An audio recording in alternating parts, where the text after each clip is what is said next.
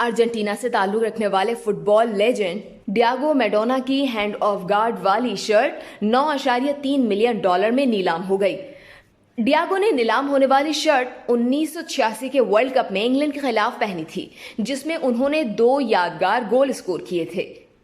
Barham watcher के सरबराह सोबती का कहना है कि ये तारीखी शर्ट ना सिर्फ खेलों की तारीख में बल्कि 20वीं सदी की तारीख में एक अहम लम्हे की याद दहानी है। उन्होंने ये भी कहा कि ये बिलाशुबा नीलामी में आने वाली सबसे ज्यादा पसंद की जाने वाली फुटबॉल शर्ट है और अपनी नौयत की किसी भी चीज की नीलामी का रिकॉर्ड रखती है।